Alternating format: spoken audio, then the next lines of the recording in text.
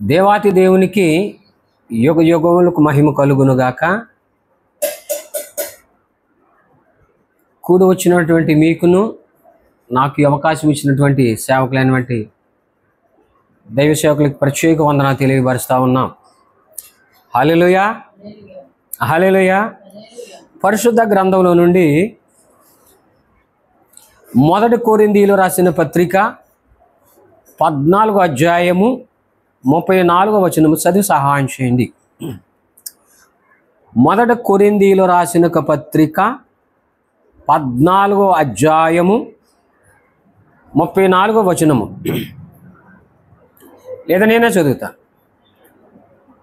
స్త్రీలు సంఘములలో మౌనముగా ఉండవలెను, వారు లోబడవలసిందే గాని మాట్లాడుటకు వారికి సెలవు లేదు, ఎలాగున ధర్మశాస్త్రం చెబుతా ఉందని దేని వాక్యం ఇక్కడ వ్రాయబడి ఉంది. హల్లెలూయా. ఇక్కడ చదవబడినటువంటి ఈ లేఖన భాగములో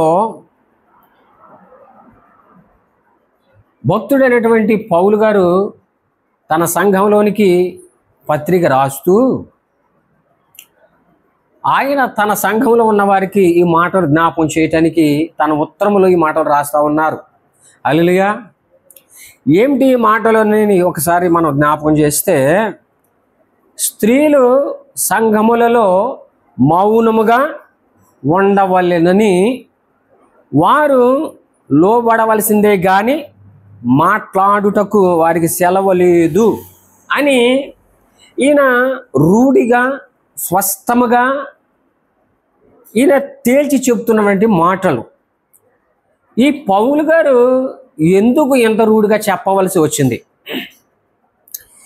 ఎందుకు ఎంత బలముగా సంఘానికి ఉత్తరం రాయవలసి వచ్చింది అని ఆలోచన చేయగలిగితే, అసలు పౌలు గారికి ఉన్నటువంటి తాత్పర్యం ఏమిటి, లేదా పౌలు గారికి ఉన్నటువంటి ఆ మాటలో సారాంశం ఏమిటని మనం అధ్యయనం చేయాల. ఈ విషయంలో మన సేవకుడైనటువంటి అన్నగారితో ఈ మాటలు నేను పంచుకున్నప్పుడు ఆయన ద్వారా దేవుడు నాకు బయలుపరిచిన మాట ఏమిటనంటే,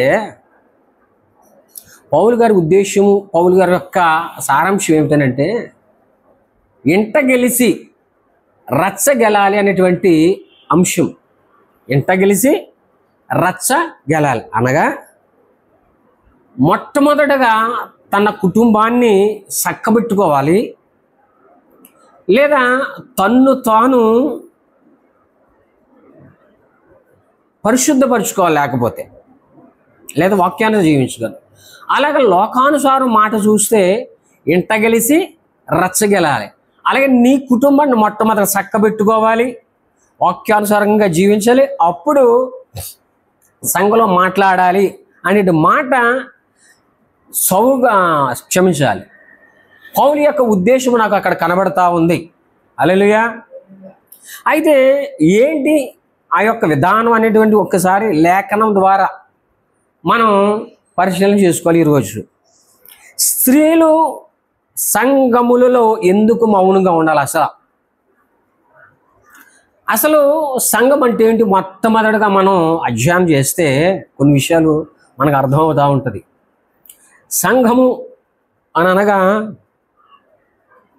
క్రీస్తు రక్తం చేత కడగబడి అనేక మంది ప్రత్యేకించబడిన వారు, వారందరూ కూడా ఒకరి ఎడల ఒకరు సహోదరులు అనేటువంటి భావముతో వీరందరూ కలిసి ఒకే చోటకు వచ్చి ఒకే సహవాసంలో, ఒకే నామంలో, ఒకే అభిషేకంతో, ఒకే ఆత్మలో వీరు ఆరాధించుచున్నారు. అంటే ప్రతి ఆదివారం కూడా ఇలాంటి సంఘములు కూర్చుని సమకూరబడి దేవుణ్ణి గణపరుస్తూ ఆయన్ని ఆరాధిస్తున్నటువంటి వారు సంఘం అంటారు.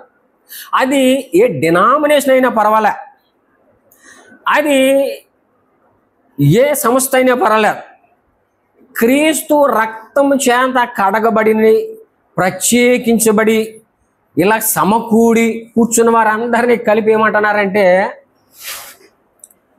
దేవుని సంఘము. హల్లెలూయా. ఈ దేవుని సంఘములో ఆ సంఘంలోంచి ఒక కుటుంబాన్ని తీసుకుందాం మొట్టమొదటికి అర్థం కావడానికి. సంఘాన్ని అట్లా పెట్టి ఉంచి సంఘంలో ఒక కుటుంబాన్ని మనం తీసుకుందాం. తీసుకుని ఆ కుటుంబంలోంచి ప్రత్యేకించి ఒక స్త్రీని ప్రత్యేకపరిచి మాట్లాడుకుందాం ఈరోజు. సంఘము అట్టే పెడదాం. సంఘములో నుండి ఒక కుటుంబాన్ని తీసుకుందాం. ఆ కుటుంబంలోంచి ఒక స్త్రీని తీసుకుందాం. ఆ స్త్రీ గురించి పౌలు గారు ఒక చోట తెల్లతేటగా స్పష్టంగా నీటిగా అర్థమయ్యేలాగా మరొక చోట వ్రాయిచున్నారు. అదేంటో చూద్దాం. 1 తిమోతి 2వ అధ్యాయము 11వ వచనం చదువుసాండి. 1 తిమోతి 2వ అధ్యాయము 11వ వచనం ఏమని రాశాడంటే నేనే చదివేస్తా. స్త్రీ మౌనంగా ఉండవలసిందే గాని ఉపదేశించుటకైనను పురుషుని మీద అధికారం చేయుటకైనను ఆమెకు సెలవియ్యను అని సుస్పష్టంగా వ్రాయబడి ఉంది. ఇక్కడ గమనించండి, చదివినటువంటి ఈ లేఖన భాగంలో ఇక్కడ ఏం రాయిస్తున్నాడంటే స్త్రీ అనే మాటను ఏకవచనం పలుకుతున్నాడు. ఇక్కడ ఏకవచనం పైన ఏమంటున్నాడు? స్త్రీలు అంటున్నాడు. అక్కడ బహువచనం పలుకాడు. ఇక్కడేమో స్త్రీ ఏకవచనం పలుకుతున్నాడు.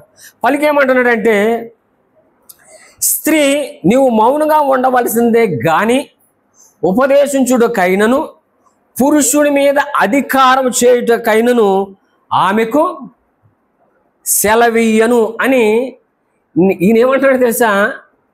ఆజ్ఞ ప్రకారంగా మాట్లాడుతున్నాడు. ఒక కమాండ్ చేస్తున్నాడు. హల్లెలూయా. ఒక మనుష్యుడు ఇలాగ కమాండ్ చేయటానికి లేదా ఒక ఆజ్ఞ ఇవ్వటానికి ఆ మనుషుడికి ఎంత దమ్ము ఉండాలి, ఆ మనుషుడికి ఎంత ధైర్యం ఉండాలి, ఆ మనుషుడికి ఎంత సత్తా ఉంటే కమాండ్ గలా రాస్తాడు లేదా ఆజ్ఞిస్తాడు. హల్లెలూయా. అయితే ఈ పౌలు అసాధారణమైన వ్యక్తి కాదు, గొప్ప భక్తుడు. ఈ గొప్ప భక్తుడు అదే సత్తాతో, అదే దమ్ముతో, అదే ధైర్యంతో ఆయన మాట్లాడుతున్నాడు. అయితే ఆయన గురించి కొన్ని విషయాలు మనం అధ్యయనం చేసి ఎందుకు ఇంత కఠినముగా లేదా ఎంత కరాఖండిగా సూటిగా ఆయన మాట్లాడాలో మనకు తర్వాత అర్థమవుతూ ఉంటుంది. కనుక పౌలు గురించి మాట్లాడదాం కొన్ని విషయాలు. ఫిలిష్తీయులు రాసిన పత్రిక 2:6 వచనములో మనం చూసినట్లయితే, ఫిలిష్తీయులు రాసిన పత్రిక 2:6లో మనం చూసినట్లయితే ఏమని రాస్తాడంటే, మొట్టమొదటగా ఈ పౌలు ప్రభువైన యేసుక్రీస్తు వారిని పరిచయం చేస్తూ ఆయన ఎత్తుపట్టి మాట్లాడుతూ ఉంటాడు. ఇలాగా ఆయన దేవుని స్వరూపము కలిగిన వాడై ఉండి దేవునితో సమానంగా ఉండుటకు విడిచిపెట్టకూడని భాగ్యమని ఎంచుకొనలేదు గాని అని ఉంది అక్కడ. హల్లెలూయా. ఇక్కడ యేసు ప్రభు వారిని ఎత్తుపట్టి మాట్లాడటంలో ఈయన ఉద్దేశం ఏంటంటే మనం ఇక్కడ చాలా జాగ్రత్తగా గమనించాలి. హల్లెలూయా. తండ్రి అనేటువంటి ఆ దేవాది దేవుని యొక్క కుమారుడు యేసు ప్రభు వారు. ఈ యేసు ప్రభు వారు తండ్రితో గొప్ప నామం చూడ తండ్రితో సమానం కలిగిన వాడు. ఎంత సమానం కలిగిన వాడంటే ఆయన దేవునికి ఎంత మహిమ ఉందో, తండ్రికి ఎంత మహిమ ఉందో, ఎంత ప్రభావం ఉందో, ఎంత శక్తి ఉందో, అదే ప్రభావము, అదే శక్తి, అదే మహిమ కుమారుడికి కూడా కలిగి ఉంది. అవన్నిటిని విడిచిపెట్టి తన్ను తాను తగ్గించుకొని, తన ఔన్నత్యాన్ని తగ్గించుకొని, తన ప్రభావం తగ్గించుకొని, తన మహిమను తగ్గించుకొని అని ఏమంటున్నాడంటే సమానముగా ఉండుటకు విడిచిపెట్టకూడని భాగ్యమని ఎంచుకొనలేదు గాని అని కింద వచనం ఏముంటుందని అంటే, దాసుని సారూప్యమును దాల్చి చివరికి ఏమంటాడంటే తన్ను తాను రిక్తునుగా చేసుకుంటాడు యేసు ప్రభువారు అని పౌలు యేసు ప్రభువారు గురించి మాట్లాడుతూ ఆ తర్వాత పౌలు గురించి గారి ఆయన పరిచయం చేసుకుంటూ వస్తున్నాడు. అదేమిటి అంటే అదే ఫిలిప్పీయులకు రాసిన పత్రిక 3:10 చూసినట్లయితే ఆయన అంటాడు, ఏ విధము చేతనైనను మృతులలో నుండి నాకు పునరుద్ధానము కలుగుట వలెనని ఆయన మరణ విషయములలో సమానుభావము గలవాడునై. హల్లెలూయా. ఇక్కడ పౌలు భక్తుడు అంటున్నాడు, ఏమంటున్నాడంటే ప్రభు అయిన యేసు క్రీస్తు మరణ విషయములలో నేను కూడా సమాన అనుభవము కలిగిన వాడిను. హల్లెలూయా. ఎంత కలిగిన వాడు అని అంటే మనకు జాగ్రత్తగా మన పరిశీలన చూస్తే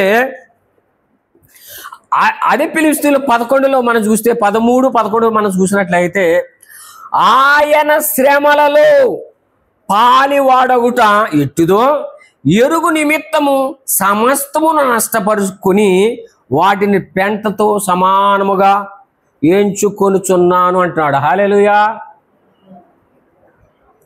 ఇక్కడ గమనించవలసినటువంటి గొప్ప విషయం ఏంటంటే పౌలు గారి గురించి ప్రభు అయినటువంటి యేసుక్రీస్తు వారు అంత ఔన్నత్యాన్ని, అంత మహిమను, అంత ప్రభావాన్ని, అంత శక్తిని విడిచిపెట్టుకొచ్చాడు, శ్రమ పడ్డాడు, మరణించాడు.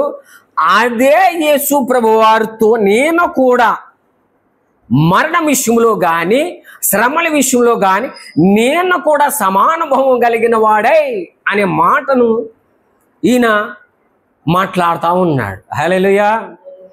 అంటాడు చివరిగా ఎంతగా ఆయనకి దగ్గరగా పోల్చుకుంటాడంటే ఈయన, నేను క్రీస్తుని పోలి ఉన్నాను, నన్ను మీరు పోలి నడవండి అంటాడు. హల్లెలూయా.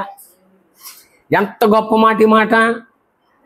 ఎంత ధైర్యం ఉంటే, ఎంత దమ్ముంటే, ఎంత భక్తి ఉంటే, ఎంతలా ప్రభువులోనికి ఈయన నడచగలిగి ఉంటే అంతలాగా నేను ప్రభు అయిన యేసుక్రీస్తు వారు ఎలా సమానమో తండ్రికి, నేను కూడా యేసు ప్రభు వారి విషయంలో కూడా సమాన అనుభవం కలిగిన వాడినంటూ నేను క్రీస్తు పోలి నడిచాను, నన్ను పోలి మీరు నడవండి అని చెప్పేసి గొప్ప స్టేట్మెంటు తన సంఘానికి ఉత్తరం రాస్తున్నటువంటి ఆయన అంటాడు, అదే సత్తతో అదే ధైర్యంతో అంటాడు. ఏమంటాడు తెలుసా? ఆజ్ఞ ఏమిచ్చాడు? స్త్రీ మౌనంగా ఉండవలసిందే గాని ఉపదేశించడకు పురుషుని మీద అధికారం చేయుటకైనా ఆమెకి నేను సెలవు ఇవ్వలేదు అంటాడు. హల్లెలూయా. ఎంత ధైర్యంగా ఇచ్చాడు, ఎంత సత్తాతోడు ఇచ్చాడు స్టేట్మెంట్, లేదా ఇది ఆజ్ఞ. ఎందుకు ఇంత కఠినంగా మాట్లాడుతున్నాడు ఈయన? స్త్రీ మౌనంగా ఉండవలసిందని, ఉపదేశించకూడదని. అంటే చాలా జాగ్రత్తగా మనం గమనిస్తే పౌలు కాంటెస్ట్లో లేకపోతే ఆయన రాసిన లేఖను మనం చూసినట్టయితే స్త్రీ గురించి మాట్లాడుతున్నాడు. ఎందుకు మౌనంగా ఉండవద్దు? పూర్వమందు ఓ స్త్రీ నీవు మౌనంగా ఉండాలా, నీవు మౌనంగా ఉండక నీ నోరు తెలిసి ఉపదేశం కొరకు నీవు నోరు తెరిచావు. హల్లెలూయా. ఎప్పుడైతే నీవు పూర్వకాలంలో మౌనముగా ఉండక నోరు తెరిచి ఉపదేశం కొరకు ఉన్నావో అవతల నుండి ఈమెకు ఒక ఉపదేశం వచ్చేసింది. ఈ ఉపదేశం తీసుకున్నటువంటి ఈ స్త్రీ తన భర్తకి ఉపదేశం ఇచ్చేసింది. ఎప్పుడైతే ఈ భర్త లేదా ఈ పురుషుడు ఉపదేశం తీసుకున్నాడో తద్వారా జరిగింది ఏంటి అంటే ఈమె యొక్క ఉపదేశం వల్ల, ఈమె యొక్క మౌనంగా ఉండకపోవటం వలన ఏం జరిగింది అంటే జంతువులు శపించబడ్డాయి, పక్షులు శపించబడ్డాయి, చివరగా భూమి కూడా శపించబడ్డది. హల్లెలూయా. చివరికి ఏం జరిగిందో తెలుసా? సమస్త ప్రజలందరి మీదకి శాపం వచ్చింది, పాపం వచ్చింది, చివరగా మరణం వచ్చేసింది. హల్లెలూయా. ఎందుకో తెలుసా? ఆ మొట్టమొదటగా ఆ స్త్రీ మౌనంగా ఉండక ఉపదేశం విన్నది. ఆ ఉపదేశం వినడం ద్వారా తన పురుషుడికి ఉపదేశించింది, సర్వనాశనం అయిపోయింది. అందుకే పౌలు అంటాడు ఆయన కాంటెస్ట్లో, స్త్రీ నీవు మౌనంగా ఉండవలసిందే గాని ఉపదేశించుటకైనను పురుషుడి మీద అధికారం చేయుటకు ఆమెకు సెలవియ్యను అంటాడు. హల్లెలూయా. ఇక్కడ పురుషుడి మీద ఎందుకని ఈయన అధికారం చేయటానికి సెలవివ్వడు? ఎందుకని పురుషుడు హై లెవెల్లో చూపిస్తున్నాడు? పురుషుడినే ఎందుకు ఎత్తిపట్టి ఇక్కడ రాస్తున్నాడు అని అంటే,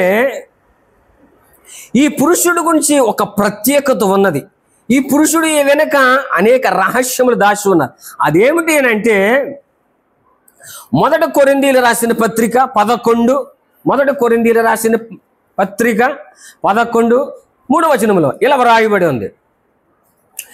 ప్రతి పురుషునికి శిరస్సు క్రీస్తుయు, స్త్రీకి శిరస్సు పురుషుడిను, క్రీస్తునకు శిరస్సు దేవుడనియు మీరు తెలుసుకోవలసింది కోరుచున్నాను. హల్లెలూయా, హల్లెలూయా. ఇక్కడ చదవబడినటువంటి మాటలలో లేదా వాక్యములో 3 మాటలు మనకు కనబడతాయి. ఒకటి, ప్రతి పురుషునికి శిరస్సు ఎవరు? క్రీస్తు. రెండవ మాట, స్త్రీకు శిరస్సు ఎవడు? పురుషుడు. హల్లెలూయా. ఇక్కడ పురుషుడు గురించి మాట్లాడుతున్నాం కనుక ఈ 2 మాటల గురించి మాట్లాడుకుందాం. అటు తర్వాత క్రీస్తు గురించి మనం అధ్యయనం చేద్దాం. హల్లెలూయా. ఈ పురుషుడు ఎలాంటి వాడు అని ఆలోచన మనం చేయగలిగితే, ఈ భౌతికంగా ఒక్కసారి మనం ఆలోచన చేయగలిగి ఉండాలా. హల్లెలూయా. ఈ భౌతికంగా ఆలోచన చేస్తే ఈ శరీరముకు అంతయు లేదా ఈ అవయములకు అన్నిటికీ కలిపి ప్రధానమైనది ముఖ్యమైనది ఏంటి అని అంటే శిరస్సు. హల్లెలూయా. ఈ శిరస్సు ఈ సమస్త అవయములకు శరీరమునకు ఏం చేస్తుందంటే, ఇక్కడ నుండే సాంకేతాలకు పంపుతుంది, ఇక్కడ నుండే ఆజ్ఞలు పంపుతుంది, ఇక్కడ నుండే ప్రతి మాటను అది డెలివరీ చేస్తూ ఉంటుంది. ఏంటి? ఈ అవయవమా ఇది చేయి, ఓ అవయవమా ఇది చేయి, ఓ అవయవమా ఇది చేయి అని కన్నుకు, కాలుకు, చేతుకు, సమస్తము అన్ని అవయములకు ఈ శిరస్సులో నుండే ప్రతి అవయవానికి వెళ్తాయి. ఈ శిరస్సు ఆజ్ఞాయిస్తాం కనుక ఈ శిరస్సుకి ఈ అవయవాలు సెలవు ఇస్తాయా? ఏమో. కనుక అలాగునే స్త్రీకి శిరస్సు ఎవరు ఉన్నారు? పురుషుడు. పురుషుడు యొక్క ఆధీనములోనికి, పురుషుడి యొక్క అడుగు జాడలోనికి స్త్రీ వెళ్ళవలేనని దేవుని యొక్క వాక్యం సెలవిస్తూ ఉంది. హల్లెలూయా. సరే, మంచిది. పురుషుని యొక్క గొప్పతనాన్ని గురించి ఇంకా సుస్పష్టంగా దేవుని వాక్యం ఎలా సెలవిస్తుంది అంటే, పురుషుని యొక్క గొప్పతనాన్ని మొదటి కొరింథీయులు 11 నుండి 8 నుండి 9 వచనాలు మనం అక్కడ చదివి ఉన్నట్లయితే, పురుషుడు గురించి ఒక ప్రత్యేకత, పురుషుడి గురించి స్త్రీకి ఎంత తక్కువ, లేదా ఒక స్త్రీ మీద పురుషుడు ఎంత గొప్పవాడో ఇక్కడ దేవుని వాక్యం సుస్పష్టంగా సెలవిస్తూ ఉంది. చదువుదాం. ఏలయనగా స్త్రీ పురుషు నుండి కలిగెను గాని పురుషుడు స్త్రీ నుండి కలగలేదు, మరియు స్త్రీ పురుషుని కొరకే గాని పురుషుడు స్త్రీ కొరకు సృష్టింపబడలేదు. హల్లెలూయా. చాలా తెల్ల తేటగా దేవుని ఒక వాక్యం ద్వారా పురుషుని గురించి, తన గొప్పతనాన్ని గురించి దేవుని వాక్యం ఇక్కడ తెల్ల తేటగా కనపడుతుంది. ఏంటంట? మొట్టమొదటి మాట, స్త్రీ పురుషుడు నుండి కలిగని గాని పురుషుడు స్త్రీ నుండి కలగలేదని సెలవిస్తా ఉంది. 2వ వచనం ఏముంటుంది? స్త్రీ పురుషుని కొరకే గాని పురుషుడు స్త్రీ కొరకు సృష్టింపబడలేదు. హల్లెలూయా. ఎంత గొప్ప అద్భుతమైన మాట పురుషుడు గురించి ఇక్కడ తెల్ల తేటగా అతని యొక్క గొప్పతనాన్ని వివరిస్తూ ఉంది. హల్లెలూయా. అయితే మళ్ళా అంటాడు పౌలు భక్తుడు, కింద వచనం మనం చూసినట్లయితే, అయితే ప్రభువునందు స్త్రీని వేరుగా పురుషుడు లేడు, పురుషునికి వేరుగా స్త్రీ లేదు అని చెబుతా ఉన్నాడు. ఏమంటున్నాడు మళ్ళీ ఇక్కడ? ప్రభువునందు స్త్రీకి వేరుగా పురుషుడు లేడట, పురుషునికి వేరుగా స్త్రీ వేరుగా లేదని ఇక్కడ కూడా సుస్పష్టంగా మరలా దీన్ని కంక్లూజన్ చేస్తా ఉన్నాడు. అంటే కింద వచనంలో ఏమంటున్నాడు? స్త్రీ పురుషుడి నుండి ఎలాగో కలిగినో అలాగున పురుషుడు స్త్రీ మూలముగా కలిగెను, సమస్తము దేవుని మూలముగా కలిగెను. హల్లెలూయా. ఇంతవరకునేమో ఈ పురుషుడు గురించి హై లెవెల్ చేస్తూ మళ్ళీ కింద వచనంలో ఏమంటాడు? మీరిద్దరు వేరు కాదయ్యా, మీరిద్దరు ఒకరు వేరు కాదు, మీరు ప్రభువుని దృష్టికి ప్రభు యొక్క సృష్టించిన ఆయన యొక్క దృష్టికి మీరిద్దరు కూడా ఒక్కరే, మీరిద్దరు ఏక శరీరేలై ఉన్నారు, ఏక ఆత్మై ఉన్నారు, ఏక మనసై ఉన్నారు. కనుక మీరు ఇద్దరు కూడా ఏమి ఉండాలి అంటే ఏకమై ఉండాలి మీరు జీవితకాలం అని చెబుతూ, ఓ సంగమా మీరు ఎప్పుడు ఎన్నడూ కూడా మీరు విడువకూడదనే ఈ మాటలు మీకు తెలియపరుస్తా ఉన్నానని చెబుతూ, మీరు మీరు శరీరము వేరైనా కానీ దేహములు వేరైనా కానీ మీరు శరీరసగ్గమై ఉన్నారు, ఒకరికి ఒకరి కోసం మీరు పుట్టి ఉన్నారు, మీరిద్దరూ ఒక్కడి ఏకాత్మ ఏక శరీరం కలిగి ఉన్నారు. కనుక నిత్యము మీరు కూడా ఇలాగే ఉండాలి అంటే ఇదిగో మీరు ఉండటానికి కొన్ని విషయాలు జాగ్రత్త పరచడానికి వాక్యాన్ని నేను తెలియపరుస్తా ఉన్నానని చెప్పేసి ఆయన కింద కంక్లూజన్ ఇస్తూ ఈ మాట్లాడి ఏమంటున్నాడు? పురుషుడి నుండి ఎలాగో కలిగను అలాగే పురుషుడు స్త్రీ మూలంగా కలిగను, సమస్తము దేవుని మూలముగా కలిగేను. హల్లెలూయా, హల్లెలూయా. కాబట్టి ఈమె ఈ స్త్రీ ఏక శరీరము, ఇద్దరు ఒకటే, ఏక శరీరము ఏక ఆత్మ కలిగి ఉన్నారు. అయితే కలిగి ఉన్నటువంటి వీరికి విడిపోకుండా ఉండటానికి పౌలు గారు రాస్తున్నటువంటి పత్రికలో ఆయన తెలియపరుస్తున్నట్టు మాట ఏంటంటే, మొట్టమొదటగా ఆనాడు మౌనంగా ఉండక మాట్లాడి ఉన్నావు కదా, ఆ మొట్టమొదటగా నువ్వు మోసపోయావు గనుక ఇదిగో నువ్వు ఇంకెప్పుడు కూడా అలా మోసపోనట్లు ఇలా ఇప్పుడు కూడా మోసపోకూడదని ఆయన మాటలు రాస్తూ ఆయన ఆదాము గారి గురించి కూడా సుస్పష్టంగా రాస్తూ ఉన్నారు. ఏంటి అక్కడ అంటే 1 తిమోతి 2:14 వచనంలో ఇలా రాయిస్తూ ఉన్నారు. ఏంటి మాటలు? మొట్టమొదటంట ఆదాము మోసపడలేదు కానీ స్త్రీ మోసపరచబడి అపరాధం పడెను. హల్లెలూయా. ఆదాము హవ్వ ఏకాత్మ ఏక శరీరం కలిగి ఉన్నవారు అయ్యున్నప్పుడు ఏం జరిగిందంటే మొట్టమొదటగా ఆదాము మోసపరచబడలేదు కానీ హవ్వ మోసపరచబడింది.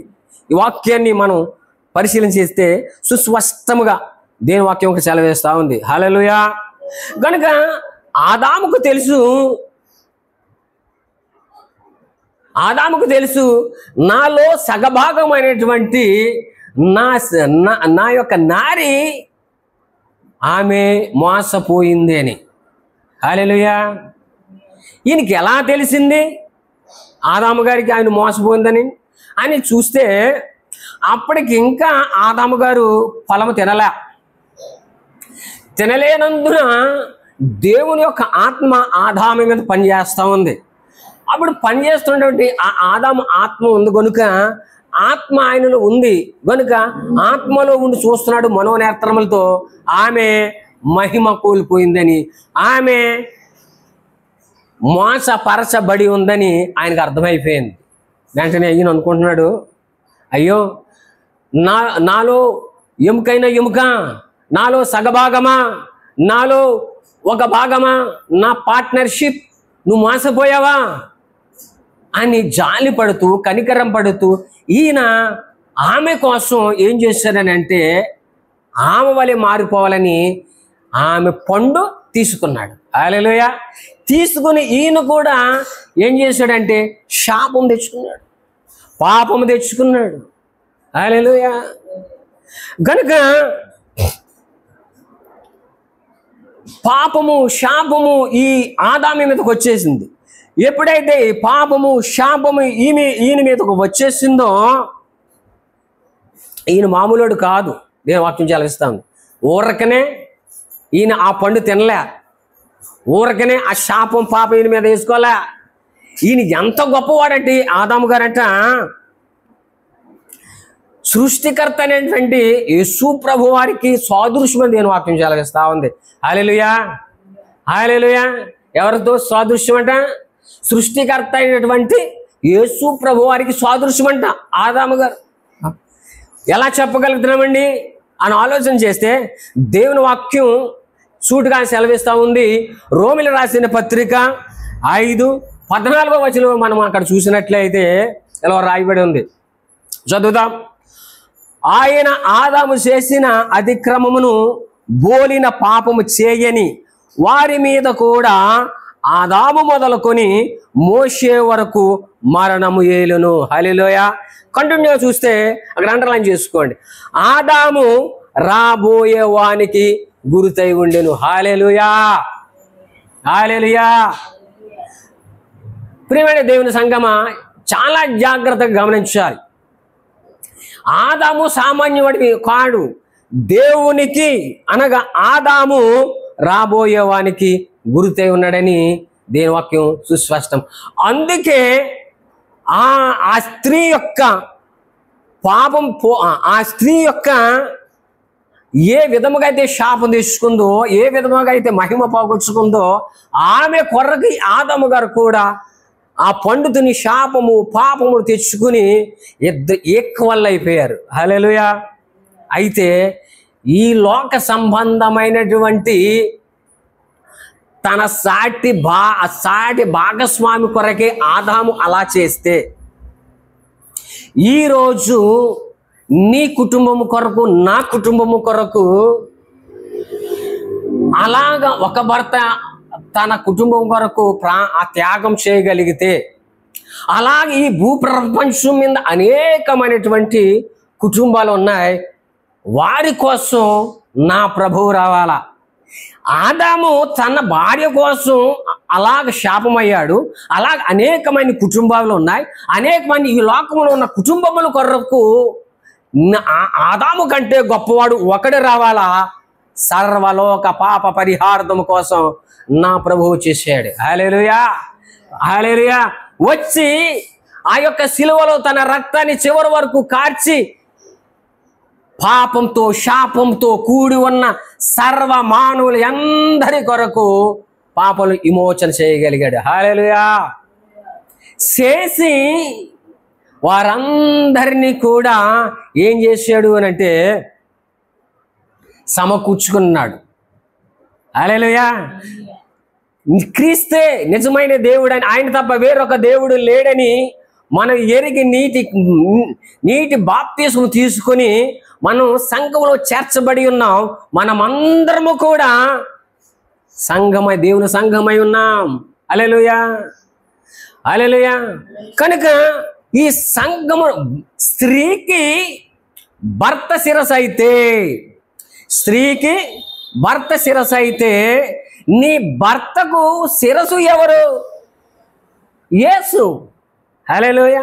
అందుకే దేవుని వాక్యం ఒక చోట ఎలా సెలవిస్తుందని అంటే, స్త్రీకు శిరస్సు భర్త అయితే, భర్త ఎలాగునో సంఘమునకు క్రీస్తు శిరస్సు అయి ఉన్నాడని దేవుని వాక్యం సెలవిస్తా ఉంది. హల్లెలూయా, హల్లెలూయా. గనుక ప్రియ దేవుని సంగమా, నీవు ఇక క్రీస్తు రక్తం చేత కడగబడి ఉన్నావు గనుక, నీ భర్త శిరస్సు అయి ఉన్నాడు గనుక, నీకు శిరస్సు అయి ఉన్నాడు గనుక భర్తకు నువ్వు లోబడి ఉండాలా.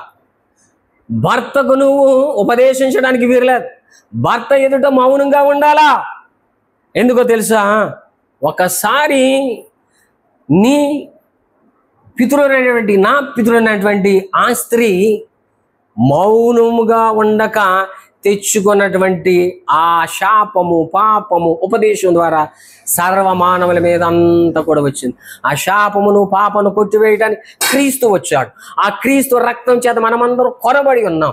ఆ క్రీస్తు సంఘమునకు శిరస్సు యేసై ఉన్నాడు కనుక ఆయా వాక్యమైన దేవునికి వాక్యానికి మనం లోబడి ఉండాలి.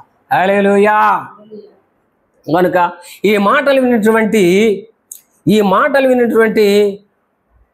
ఓ పురుషుడా లేక ఒక భర్త వాక్యము తెల్ల తేటగా చెబుతా ఉంది. ఏంటో తెలుసా?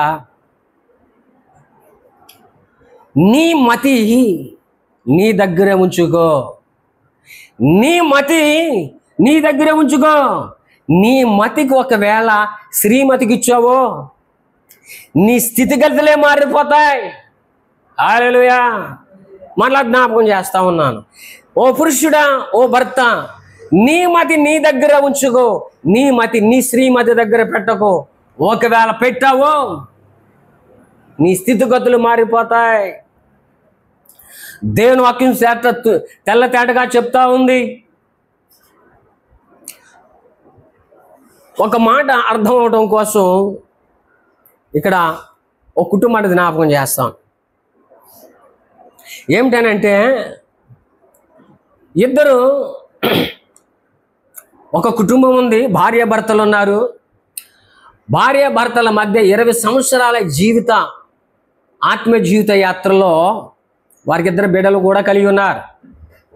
అయితే భర్త దేవుని యందు భయము భక్తి విధేయత కలిగి జీవిస్తూ ఉన్నాడు. అయితే ఆ కుటుంబానికి ఏమాత్రము కూడా లోటుపాటు ఏమాత్రం లేకుండా సంరక్షించి పోషించి ఇంచుమించు 20 నుండి 25 సంవత్సరాల కుటుంబాన్ని పోషిస్తున్నాడు. అయితే భార్య అనుకుంటుంది తన పక్కింటి వారిని చూసో ఎదుటి వారిని చూసో అనుకుంటుంది, అయ్యో వారు చూడు నా కుటుంబం కంటే ఎంతగా వర్ధిల్లుతున్నారు. ఇదిగో 25 సంవత్సరాల ఇంచుమించు అయిపోయింది, బిడ్డల వయసుకు వచ్చేసారు అని ప్రతిదినము కూడా ఈమె ఏం చేస్తుందంటే లోపల బాధపడతా ఉంది. అయితే ఒకానొక దినమునందు తన పక్క సహోదరికిని ఈమెకి మాట వచ్చి పోట్లాడ వరకు వెళ్ళిపోయింది. ఆ పోట్లాటలో ఈ యొక్క స్త్రీ అవతల వ్యక్తిని మాట్లాడుతూ ఉంది. ఏమనంటే చాలా విపరీతమైన మాటలు మాట్లాడుకుంటున్నారు, చాలా ఘోరమైన మాటలు. అటువంటి తరుణములో ఆమె యొక్క హృదయంలో ఉన్నటువంటి మాట అది కట్లు తెంపుకుని వచ్చి నోటలోంచి వచ్చేసింది. ఆ మాట ఏంటో తెలుసా? ఆమె ఇద్దరు దెబ్బలాడుతున్న విషయంలో నా భర్త చేత కానువాడు కాబట్టి అనే మాట. అతను ఆడింగవాడు కాబట్టి నన్ను ఇలాగ ఆడిస్తూ అన్నాడు. హల్లెలూయా. ఏమంది? నా భర్త చేత కానివాడు కాబట్టి, నా భర్త ఆడింగోడు కాబట్టి అనే మాటలు ఆమె ఉపయోగించి ఆమె దగ్గర నా మీద నువ్వు వస్తున్నావు అంటుంది. వెంటనే ఆమె అంటుంది అవతలకి, అవును. ఏమంటుంది? అవును, నీ భర్త అడింగోడు కాబట్టి, నీ భర్త చేతగానడు కాబట్టి, దద్దమ్మగాడు కాబట్టి నువ్వు బరి తెగించి బజార్ మీద నా మీద అప్పటికి వచ్చినాను. హల్లెలూయా. గమనించండి ప్రియ దేవుని సంగమా, ఇక్కడ భార్య ఎన్ని తిట్టినా ఎన్ని మాట్లాడినా భర్త ఏం చేశాడనంటే తన సమాజంలో గౌరవం ఉంది, ఆయనకి గొప్ప మర్యాద ఉంది అంతవరకు. ఎప్పుడైతే తన భార్య ఆమె ఎదుట తన హృదయంలో ఉన్న మాట దెబ్బలాట్లు ఎప్పుడైతే ఉపయోగించిందో ఉన్న పరువంతా పోయింది. భర్త పరువంతా పోయింది. కనుక చెప్పేది ఏమిటంటే ఇక్కడ ఎప్పుడు కూడా స్త్రీ పురుషునకు లోబడి ఉండాలి. హల్లెలూయా. కాబట్టి మరొకసారి జ్ఞాపకం చేస్తున్నాను, నీ మతి నీ దగ్గర ఉంచు, నీ ఔన్నత్యాన్ని నీ అధికారాన్ని నీవు వాడుపడాలి. అంతేగాని శ్రీమతి అనే నీ భార్య అధికారంలో స్వాధీనంలో ఉండకూడదు. ఒకవేళ అలా గాడావో దేవుని ఒక వాక్యం చదివిస్తూ ఉంది, అనేకమైన రాజ్యములకు రాజు అయినటువంటి ఒక రాజు ఉన్నాడు. ఆ రాజు భార్య ఏంటంటే యెజబెల్. ఆ యెజబెల్ అంటుంది, ఏమంటుంది తెలుసా? ఓ రాజా, వాడి నీకు పొలం ఇవ్వలేదా? అయితే ఇదిగో నేను ముందుకు వెళతాని కంచె బిగించి, ఇదిగో దొంగ పత్రాలు రాయించి ఆ యొక్క దాసురానికి బానిసల మీదకి వెళ్ళి దేవునికి వ్యతిరేకంగాను దేవుని ప్రవక్తలు వ్యతిరేకంగా వెళ్ళి చివరకు శాపం పాపం తెచ్చేసుకుంది. తన కుటుంబం శాపమైంది, పాపమైంది, సర్వనాశనం అయిపోయింది. ఎందుకో తెలుసా? అనేక దేశాలకి రాజునైనటువంటి తన భర్తను పక్కన పెట్టి ఈమె ఆధీన స్వాధీనములు తీసుకుంది. తాను పాడైంది, తన కుటుంబం పాడైపోయింది. హల్లెలూయా. కానీ ఇంకొక స్త్రీ ఉంది. ఆ స్త్రీ న్యాయాధిపతుల్లో కనపడుతుంది. ఆమె శుద్ధ న్యాయాధిపతుల్లో ఒక స్త్రీ ఉంటుంది. ఆమె పేరు దెపోరా. హల్లెలూయా. దెపోరా ఈమె న్యాయాధిపతురాలు. ఈమె న్యాయాధిపతురాలు అయినా సరే ఈయనకి ముందుగా ఒక పురుషుడు ఉంటాడు. ఆ పురుషుడు వచ్చి అంటాడు, అమ్మా, శత్రువులు మన మీదకు వస్తున్నారు, శత్రువులు మన మీదకు వస్తున్నారు, గనుక నీవు కూడా యుద్ధానికి రండి అంటారు. ఆమె అంటది, అయ్యా, ఆ శత్రువులు మీ చేతికి మనకు అప్పచెప్తానన్నారు, గనుక మీరు వెళ్ళండి, ఒకవేళ నేను వస్తాను, సరే పద. అయితే ఒక్క మాట జ్ఞాపకం చేసుకో, దేవుడు ఇస్తానన్నమాట, దేవుడు చేస్తానన్నమాట ఖచ్చితంగా చేస్తాడు. ఆ చేసిన ప్రతి ఘనత నాకు వచ్చేస్తుంది. హల్లెలూయా. గమనించండి, ఈ స్త్రీ ఎంత తగ్గించుకుంది, పురుషుడికి ఎంత గౌరవం ఇచ్చింది. ఈ యెజబెల్ ఏం చేసింది? తన భర్త యొక్క ఔన్నత్యాన్ని లేదా అధికారాన్ని చేజిక్కించుకుని శాపం తెచ్చుకుంది, పాపం తెచ్చుకుంది. హల్లెలూయా. గనుక దేవుని వాక్యం చలవిస్తూ ఉంది. ముగించేస్తాను. దేవుని ఒక వాక్యం చలవిస్తుంది, నీవు నీ భర్తకి లోబడి ఉండాలి తప్ప అతను ఉపదేశించడానికి ఏమాత్రం వీలు లేదు. ఆ భర్త మీద ఏమాత్రం కూడా అధికారం చేయటానికి వీలు లేదు అని సుస్పష్టంగా చెబుతా ఉంది. వాక్యానుసారంగా నీవు జీవించగలిగితే, వాక్యానుసారంగా నీవు నడగగలిగితే నీ ఇల్లు నువ్వు కట్టుగలుగుతావు. ఈ భర్త చెప్పిన ఉదాహరణ చెప్పినటువంటి ఈ భర్త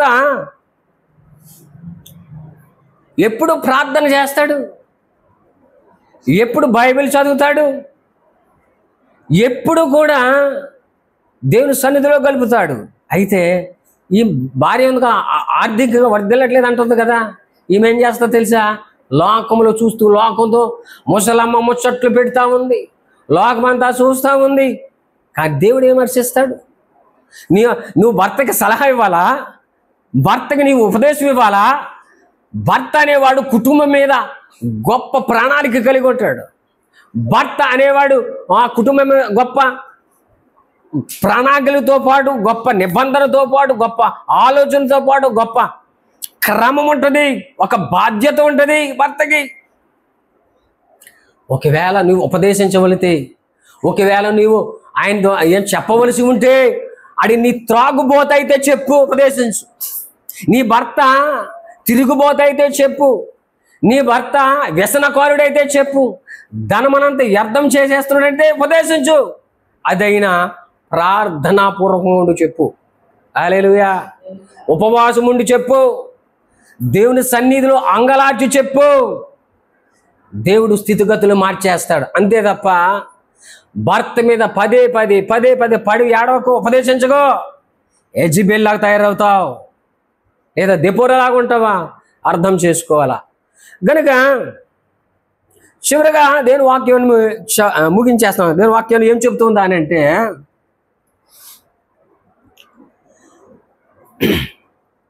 ఎప్పుడు కూడా భర్తకి భార్య లోబడి ఉండాలి, మౌనంగా ఉండాలి. నువ్వు ఎప్పుడైతే భర్తకి లోబడి ఉంటావో, నువ్వు ఎప్పుడైతే ప్రార్థనాపూర్వకంగా ఉంటావో, ఎప్పుడైతే వాక్యానుసారంగా జీవిస్తావో, ఎప్పుడైతే ఉపవాసం ఉంటావో, అప్పుడు మొదట నీ స్థితిగతులు మారుతుంది. నీ భర్తకు లోబడతావు, నీ కుటుంబాన్ని రక్షించుకుంటావు, నీ కుటుంబాన్ని సంరక్షించుకుంటావు. తద్వారా నీవు క్రీస్తు రక్తం చేత కడగబడి ఉన్నావు కదా.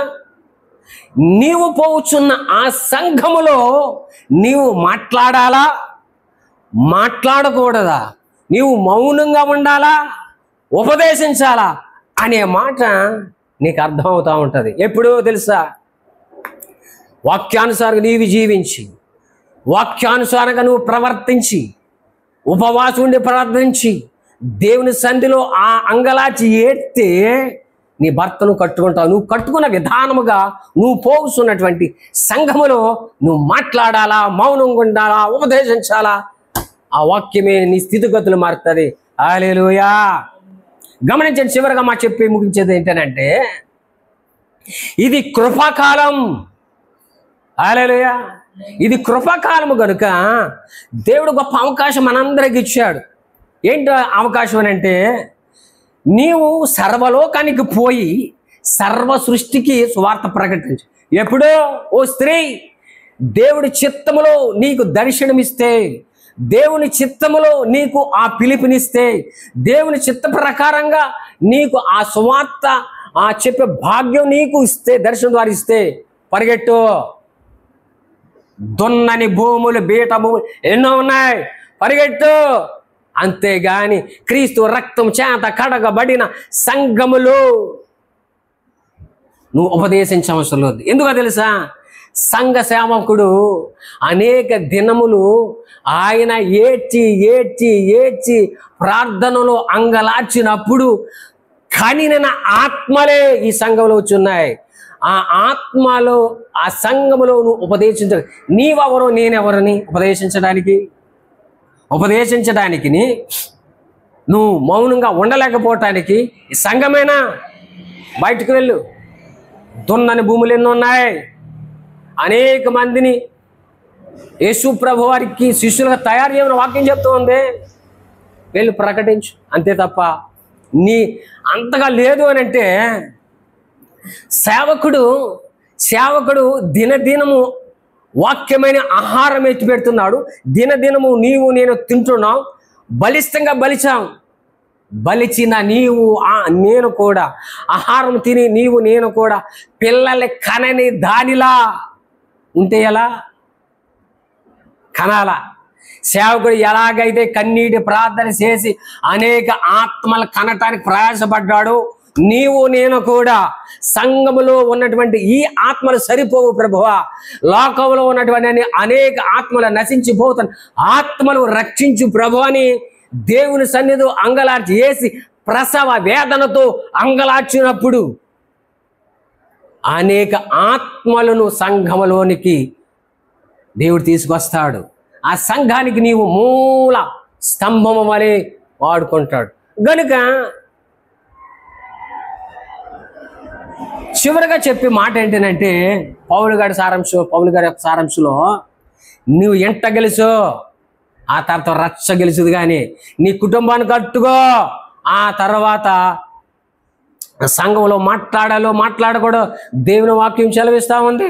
హల్లెలూయా, హల్లెలూయా, హల్లెలూయా.